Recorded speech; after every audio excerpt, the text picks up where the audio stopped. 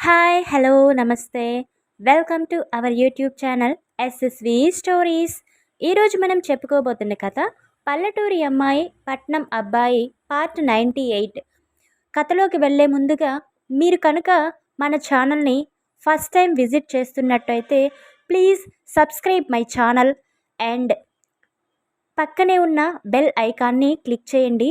అప్పుడే నేను videos post చేసిన వెంటనే మీకు నోటిఫికేషన్స్ వస్తాయి. ప్లీజ్ సబ్స్క్రైబ్ చేసుకుని మన ఛానల్ని సపోర్ట్ చేయండి. ఓకే, ఇక ఏమాత్రం ఆలస్యం చేయకుండా కథలోకి వెళ్ళిపోదాం. రఘురామ్ గారు మాత్రం వాళ్ళ మాటలతో సంబంధం లేనట్టుగా ఏదో ఆలోచనల్లో మునిగిపోయి ఉంటారు.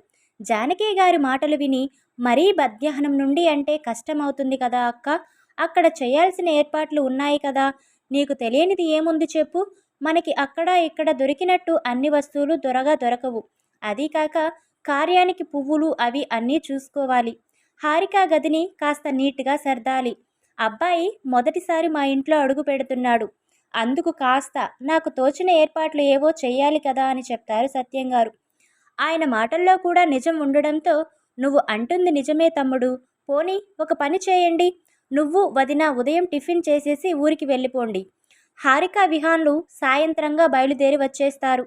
ఎలానో మీరు ముందు వెళ్తారు కనుక ఆ ఏర్పాట్లు ఏవో ఎలాంటి హడావిడి లేకుండా ఆరాంగా చేసుకోవచ్చు అని చెప్తారు.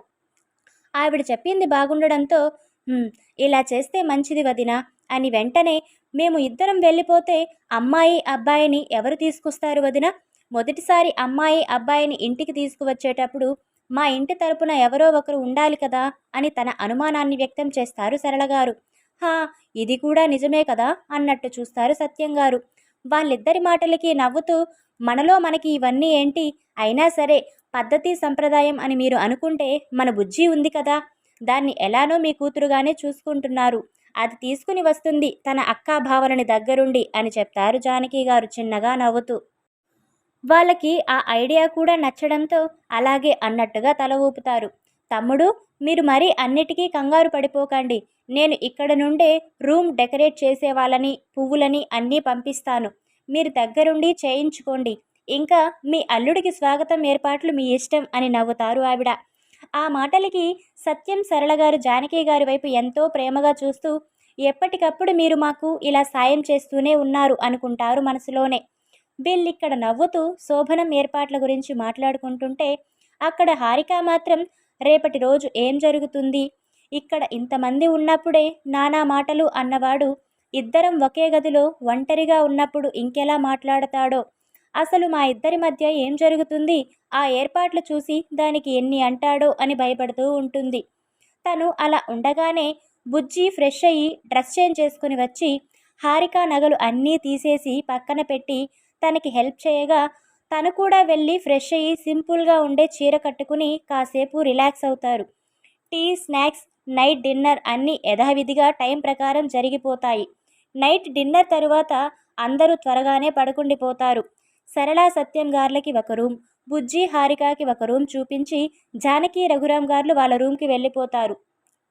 రూమ్కి వెళ్ళి బెడ్ మీద పడుకున్న రఘురామ్ గారి పక్కన కూర్చున్న జానకి గారు, ఏంటండి మధ్యాహ్నం నుండి మీరు దేని గురించో తీవ్రంగా ఆలోచిస్తున్నారు, అదేంటో నేను తెలుసుకోవచ్చా అని నెమ్మదిగా అడిగారు.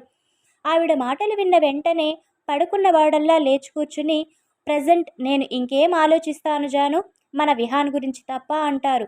ఆ మాటకి అయోమయంగా చూస్తూ, విహాన్ గురించా, ఇప్పుడు మీరు విహాన్ గురించి అంత తీవ్రంగా ఆలోచించడానికి ఏముందండి అంటారు ఆవిడ. ఏముంది అని అంత చిన్నగా అడుగుతావేంటి జాను, అసలు మీరు అందరూ కలిసి విహాన్ హారికాల ఫస్ట్ నైట్ సిరిపురంలో అరేంజ్ చేయాలి అని మాట్లాడుకుంటున్నారు, కానీ అసలు విషయం వాళ్ళకి అంటే తెలియదు, నువ్వెలా మర్చిపోయావు జాను అంటారు రఘురామ్ గారు. అసలు విషయమా, నేను మర్చిపోయానా, ఏం విషయం అండి అని అదే బ్లాంక్ ఫేస్తో అడిగారు ఆవిడ. నీకు ఇప్పటికి కూడా బ్రెయిన్కి ఎక్కలేదా జాను, మన సుపుత్రుడికి విలేజెస్ అంటేనే హేట్ ఫీలింగ్ ఉంది, విలేజ్కి ఒకసారి వెళ్ళి విలేజ్ అమ్మాయిని పెళ్లి చేసుకోవడానికే మనం ఎన్ని పాటలు పడేలా చేశాడో మర్చిపోయావా, అలాంటివాడు మళ్ళీ తనకి నచ్చని విలేజ్కి వెళ్ళడమే అద్భుతమని నేను ఫీల్ అవుతుంటే మీరంతా ఏకంగా ఫస్ట్ నైట్ ఏర్పాట్లు చేసేయాలని ఫిక్స్ అయ్యారు. మీ తమ్ముడికి సరళకి అంటే విహాన్ గురించి తెలియక అక్కడ చెయ్యాలి అనుకున్నారు, ఓకే, అన్నీ తెలిసిన నువ్వు కూడా దానికి ఓకే చెప్పేసి అన్నీ నువ్వే అరేంజ్ చేస్తాను అన్నావు చూడు, అదే నాకు అర్థం కావడం లేదు అని తన మనసులో మాటలు బయట పెడతారు రఘురాం గారు. ఆ మాటలు విన్న తరువాత ఓహ్ గాడ్, నేను ఈ విషయాన్ని ఎలా మర్చిపోయాను, మన అబ్బాయి పెళ్ళి అయిపోయింది అన్న హ్యాపీనెస్లో నిజంగానే నేను ఇంత ఇంపార్టెంట్ విషయం మర్చిపోయానండి. అందుకే తమ్ముడు సరళ శోభనం టాపిక్ తేగానే వాళ్ళు చెప్పిన దానికి ఓకే చెప్పేశాను. ఇప్పుడెలా, మన విహాన్కి అక్కడ వాతావరణమే నచ్చదు. అలాంటిది అక్కడ 3 రోజులు ఉండగలడా? No way. ఇప్పుడెలా, ఏం చెయ్యాలి? ఇందాక అన్నిటికీ ఓకే చెప్పి ఇప్పుడు వెళ్ళి అక్కడ వద్దు, ఆ ఏర్పాట్లు ఇక్కడే చేస్తామని చెప్పినా బాగోదు. ఏమైంది, ఎందుకు అంటూ చాలా ప్రశ్నలు తలెత్తుతాయి. అటు వాళ్ళకి నో చెప్పలేము, ఇటు విహాన్కి ఇష్టం ఉండదు. ఎలా అండి అని టెన్షన్గా భర్త వైపు చూస్తారు జానకి గారు. అన్నింట్లో షార్ప్గా థింక్ చేసే నువ్వు ఈ విషయం మర్చిపోయి చాలా పొరపాటు చేశావు జాను. ఇప్పుడు విహాన్ని అక్కడికి పంపించడం తప్ప వేరే ఆప్షన్ లేదు మనకి. యాక్చువల్గా అయితే కూతురి పెళ్లి జరిగాక ఏ తల్లిదండ్రులు అయినా సరే కూతురు అల్లుడిని తీసుకెళ్లి వాళ్ళింట్లోనే కార్యాన్ని ఏర్పాటు చేస్తారు. అది అనాదిగా వస్తున్న ఆచారం. దాన్ని కాదు అనడానికి ఏం లేదు. అందుకే నువ్వు కూడా ఈ విషయం మర్చిపోయావు. అందులో నీ తప్పు కూడా లేదనుకో. బట్ ఇక్కడ మన బంగారం అందరిలాంటి మైండ్ సెట్ ఉన్న అల్లుడు కాదు కాబట్టి మనకి ఈ తప్పలన్నీ. ఏం చేస్తాం, వాణ్ణి కని అలా దూరంగా పెంచి ఇలా తయారు చేసినందుకు మనకి ఇవన్నీ తప్పవు. ఏదో ఒకటి చేసి విహాన్ని అత్తగారింటికి పోవడానికి ఒప్పించాలి. ఇప్పుడు కనుక వీడు హారికాని తీసుకుని పద్ధతి ప్రకారం వెళ్ళకుంటే ఊర్లో వాళ్ళు కూడా నానా రకాలుగా మాట్లాడుకుంటారు. హారిక గురించి మన గురించి చెవులు కొరుక్కుంటారు. అదేమీ సిటీ కాదుగా, పక్కింట్లో జరిగేవి పట్టించుకోకపోవడానికి. పల్లెటూరులో ఎక్కడ ఏం జరిగినా క్షణాల్లో ఊర్లో తెలిసిపోతుంది. ఇదిగో ఇలాంటి వార్తలు అయితే ఇంకాస్త ఫాస్ట్గా తెలుస్తాయి. అప్పుడు తలా ఒక మాట అనుకుంటారు. అందరికీ గాసిప్స్ చెప్పుకునే ఛాన్స్ మనమే ఇచ్చినట్టు అవుతుంది. అలాగని జరిగింది అంటే ఇప్పుడు ఎంతో సంతోషంగా ఉన్న మీ తమ్ముడు సరళ చాలా బాధపడాల్సి వస్తుంది. వాళ్ళే కాదులే, మనం కూడా ఫీల్ అవ్వాల్సి వస్తుంది. అవన్నీ జరగకూడదు అంటే మనం మళ్ళీ బ్లాక్మెయిల్ చేసైనా సరే విహాన్ని ఊరికి పంపాలి. అది కూడా వాడితో ఇప్పుడే మాట్లాడాలి. ఇప్పుడు అయితే హారిక సరళ వాళ్ళు అందరూ గదుల్లోకి వెళ్ళి పడుకుని ఉన్నారు. రేపు ఉదయం అయితే అందరూ మేల్కొని ఉంటారు. ఆ టైంలో మనం ఈ విషయం చెప్తే మన సుపుత్రుడు ఎలా రియాక్ట్ అవుతాడో కూడా తెలియదు. కోపంగా రియాక్ట్ అయి ఏదైనా హంగామా చేశాడు అంటే సరళ సత్యం ముందు మన పరువు పోతుంది, మన మనసు ముక్కలవుతుంది. అందుకే ఇప్పుడే వెళ్ళి విహాన్కి చిన్నగా నచ్చచెప్పి ఒప్పిద్దాం, ఏమంటావు అంటారు రఘురాం గారు. ఆయన మాటలు అన్నీ విన్న జానకి గారు, నేనేమంటాను, మీరు అన్నీ ఆలోచించి చాలా కరెక్ట్ మాట్లాడారు కాబట్టి ఇప్పుడే వెళ్ళి మాట్లాడదాం పదండి అంటాను అంటూ ఆ రూమ్ డోర్ వైపు నడుస్తారు.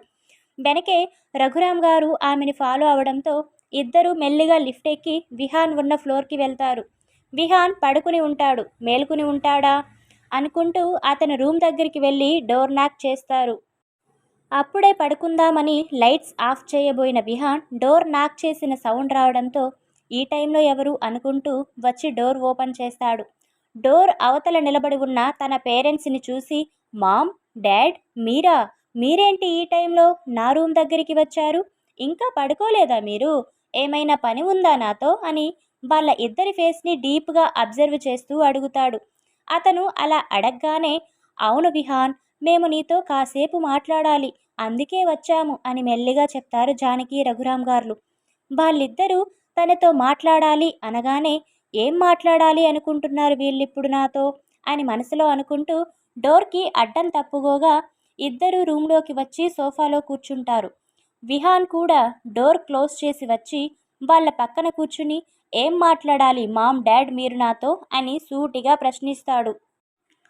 ఇప్పుడు జానకి రఘురాం ఇద్దరూ సిరిపురంలో ఏర్పాటు చేసిన శోభనం గురించి విహాన్తో చెప్తే అతని రియాక్షన్ ఏంటి? విహాన్ సిరిపురం వెళ్తాడా, వెళ్ళడా? ఒకవేళ వెళ్తే ఆ తరువాత అక్కడ ఏం జరుగుతుందో నెక్స్ట్ పార్ట్లో తెలుసుకుందాం. ప్లీజ్ మీకు మన స్టోరీస్ నచ్చుతున్నట్టయితే లైక్ చేసి సబ్స్క్రైబ్ చేయండి.